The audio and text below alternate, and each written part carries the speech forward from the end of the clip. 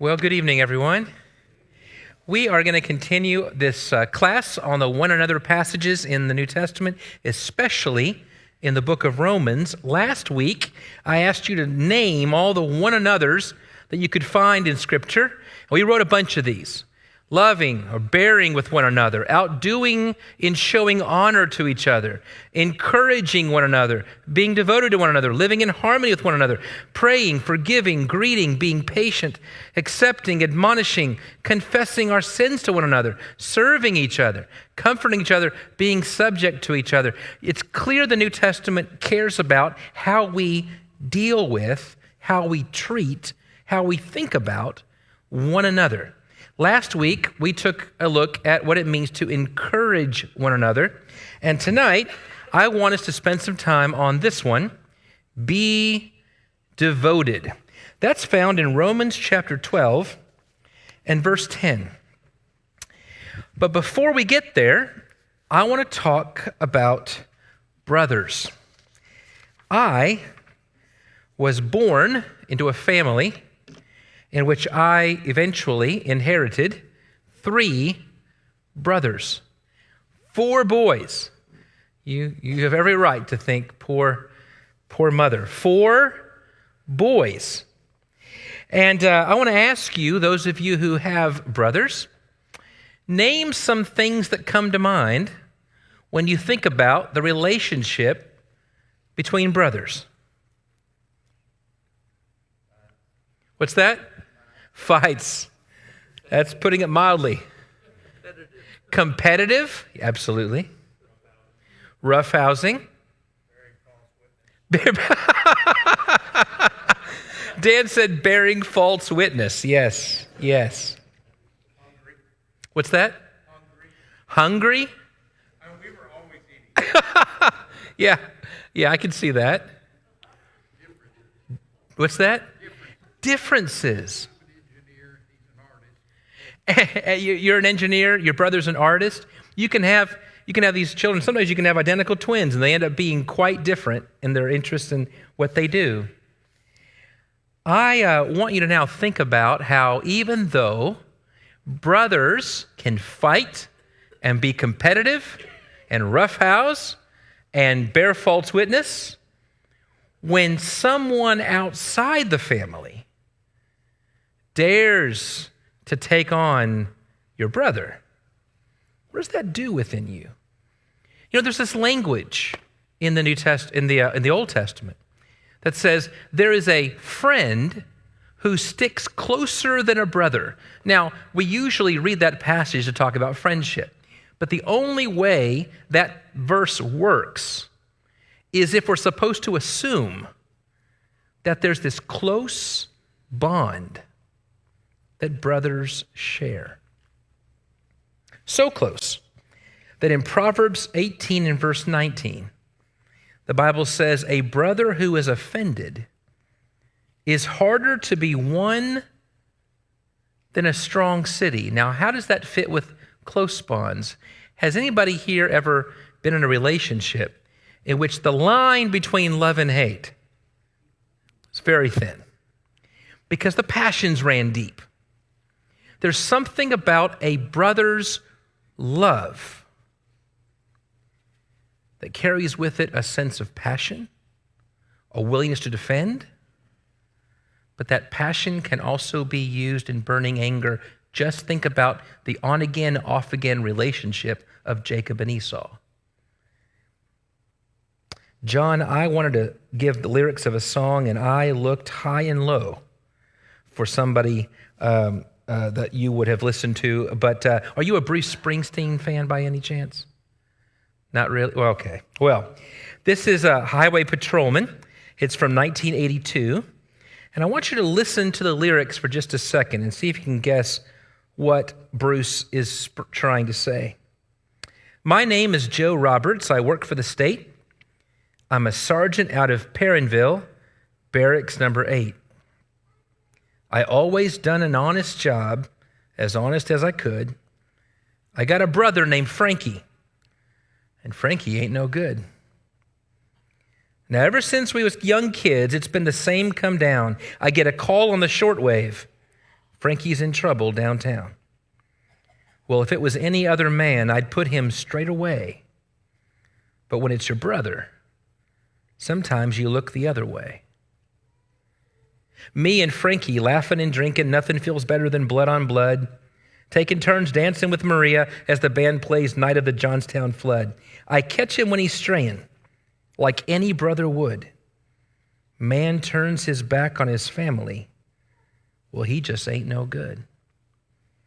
There's several more verses.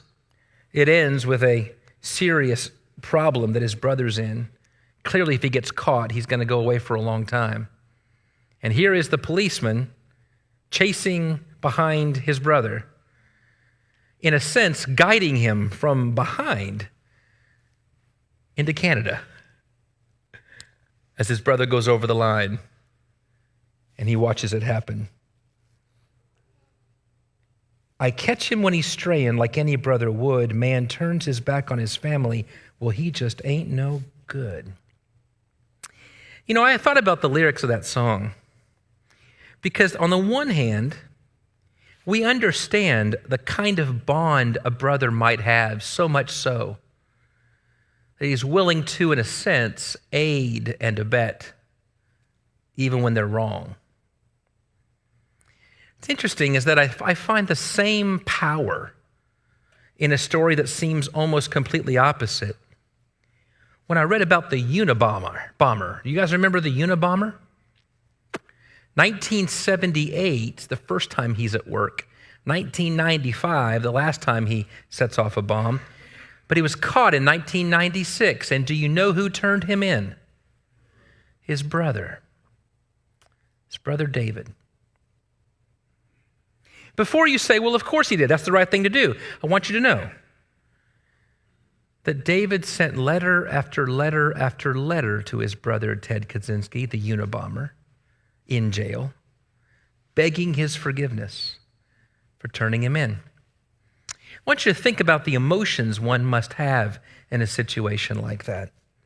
What I'm talking about is a kind of bond that's hard to put into words. And it explains the deep competitiveness, and it explains the willingness to fight together, and the sense of brokenness when one's forced to somehow do something that feels as if it breaks that bond. Why do I bring all that up? Well, that's a good question. I'm glad you asked. Because in Romans 12 and verse 10, you see the word brother at the end of the verse. Be devoted to one another in brotherly love. But that's not the only place in the verse where that idea appears. The phrase, be devoted to, is a Greek word. It's one word. And it's only used here. The Greeks had 4 different words for love. Now, we can get carried away with it. There are times where one word is basically interchangeable for another word. And so just like we in our English, and the way we talk today, sometimes that we may use 2 different words interchangeably, and we wouldn't want someone to parse too carefully. Other times we really do mean to pick one word and not another to make our point. This isn't a great example, but when someone says, do you like that person? I like him. No, I mean, do you like? Well, you're supposed to know that the second like is supposed to mean something different than the first like. There are times in which love, the Greeks use certain words and not others because they wanted to make a precise point.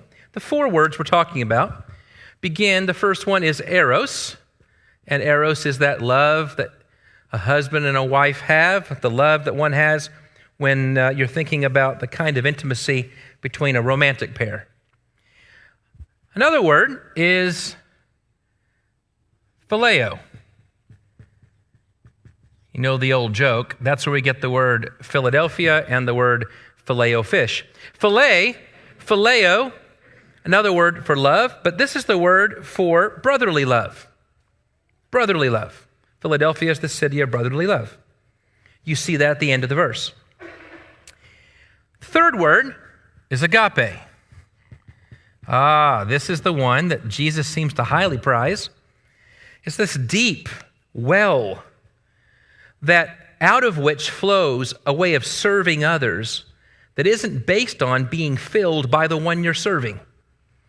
It's this idea of God gives me all that I need so that I can give you love. And when the question is, well, where are you getting the power and the motivation to do that? Even when someone's not treating you right, well, I do that because I have this deep underlying love that comes from God that I give to you.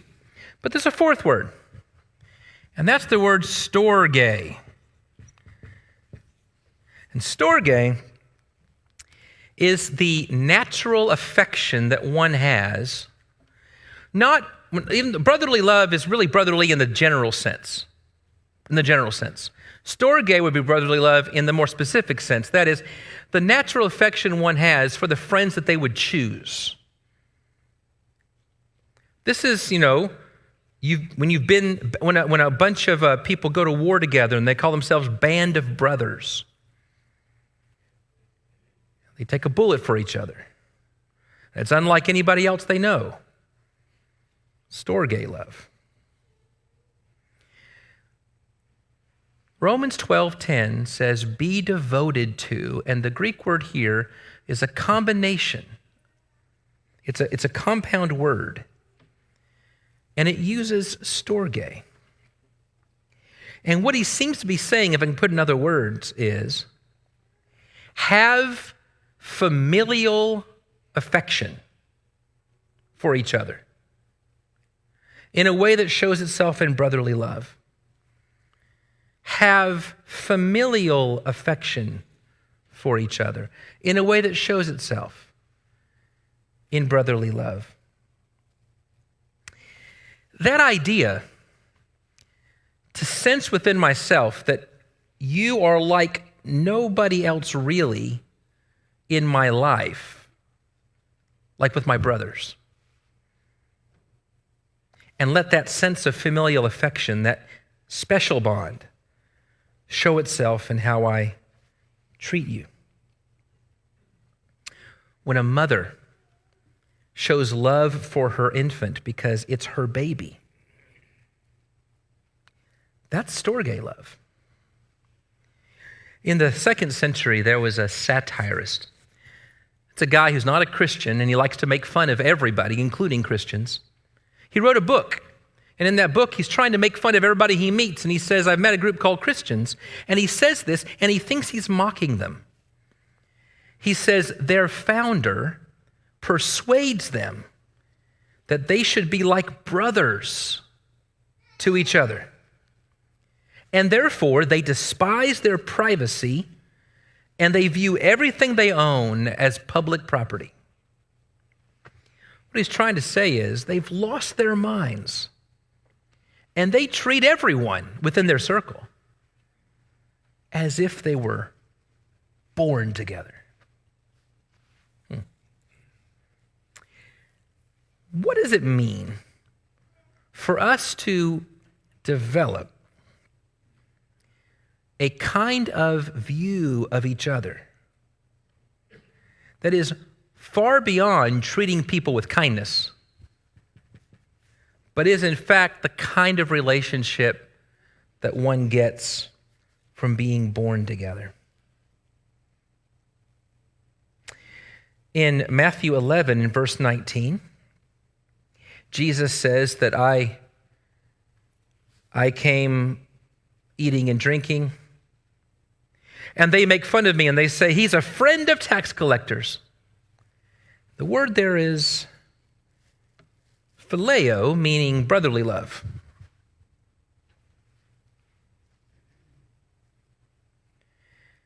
I find that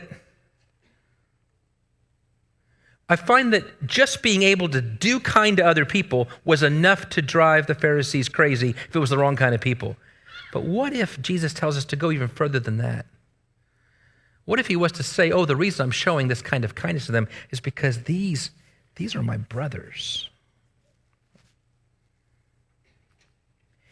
Church is interesting because church was intended by God to be the kind of place where you become part of a group of people that you wouldn't have chosen. Maybe even people that you have no natural affection for and nothing in common with except the gospel. I think Jesus choosing the apostles was meant to teach us something. Just imagine, you get one who works for the Roman government, at least has a background of working for the Roman government as a tax collector, and right next to him in the camp is one who spent his life thinking, how do I get rid of everybody who works for the Romans? Don't you think they slept with one eye open? What's he doing? He's saying, I want to show you what happens when I build a family. And I want you to learn not just to treat each other well, but to actually have a sense of feeling that you are brothers of each other. Let me name some things, and I want to hear from you, some things that I think of when I think of the difference between brothers in my family and everybody else. One is that I don't have to audition. Like I feel like I need to in every other area of my life. I'll tell you why. It will do no good. They know me. Auditioning would just be covering up who I really am. They know me. I don't have to audition. I don't have to perform.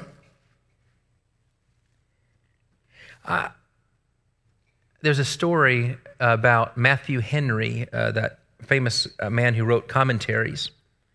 Matthew Henry's parents. His mother brought home a man that she wanted to marry, but he was from the wrong side of the tracks, wrong background, the kind of thing that in that time and in that culture would have brought a sense of, oh no, we don't hang out with such people. And Matthew Henry says, I will always be grateful to my grandfather who said to his daughter, not, how dare you bring such riffraff. What he said was, I don't care where he's from. All that matters to me is where he's going. It's interesting. Church is the kind of place where we can say to ourselves, it doesn't matter where we came from, but what we have in common is that we know where we're going. That changes how we think about each other. It also changes the demands we have on each other.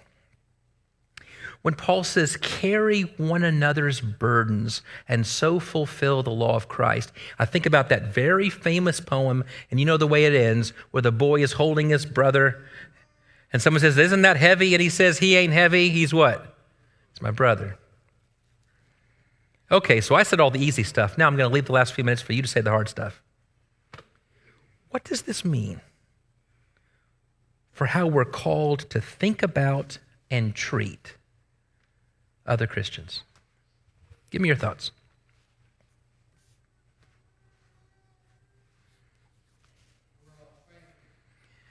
We're all family. And family can be frustrating. Family can be hard. Family can fight. But you know what's interesting is that it's very rare, it happens, but it's very rare that when there's a disagreement in the family, the first and obvious way to deal with it is to break up and never see each other again. No. Well, the first and most obvious way to deal with it is make sure you tell everybody you know how terrible your family is. No. But we do that sometimes when it comes to how we deal with differences with our brothers and sisters in church. You know, another thing that comes to my mind is that when it comes to Christians and with our brothers, is that we can know all the dirt there is to know about our brothers. But when it comes to how we want to present the story, we try to think of the best light, because how we present them is, in a way, how we present us. Changes how we think about our brothers. Somebody else. What does this say about how we're supposed to think about and treat our brothers?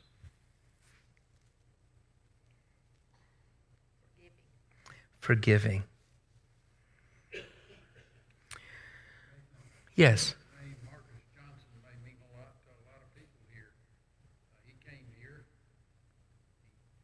First few weeks he was here, I met him and talked to him briefly and found out a little bit about his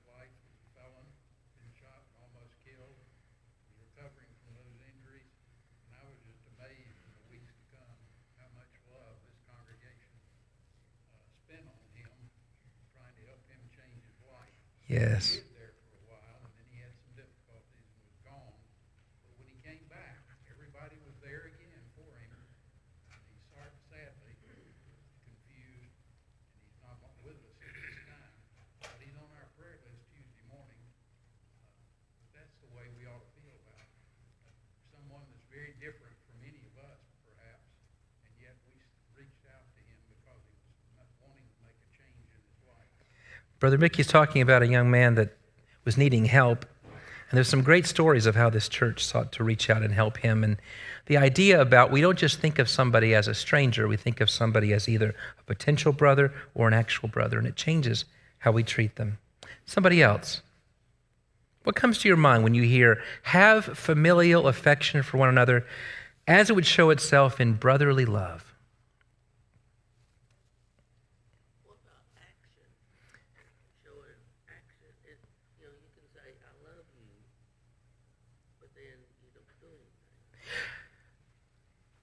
Ms. Charles says, what about action? 1 John says that if you look at your brother who's hurting and hungry and you say, be warmed and filled, I doubt many of us actually say those words. What he means is you're thinking to yourself, boy, I sure hope somebody gives them what they need. When you're in a position to be able to give them something in need, John really cuts us right at the jugular, doesn't he? He says, how can the love of God abide in that person? It's challenging passage. What they're saying is the love of God is seen in how we actually show that love. That's right. Somebody else. Not do anything that might cause our brother to stumble. Now think about how hard that is and also how demanding that is on ourselves. I heard somebody else put it this way, but I've taken it to heart. And don't take this to the neurotic end that I probably take it to. And that is, demand less of others than they would expect, but demand more of yourself than others could require. And it's a way of saying, what would it look like if before or instead of pointing out other people's flaws, I made sure that my life was such that by watching how I live, one would get the same point. What was just brought up is, be careful not to act in such a way that might cause others to stumble, is a way of asking the question constantly, am I living in such a way that my words and my actions will lead people to Christ and not away from Christ? And you say, boy, how can you live your life thinking that way all the time about everybody? Well, how about this? What do you do when you're at home and you're a kid and your parents say that what you do and say reflects on our family name? That's the idea here. Anyone want to get the last word?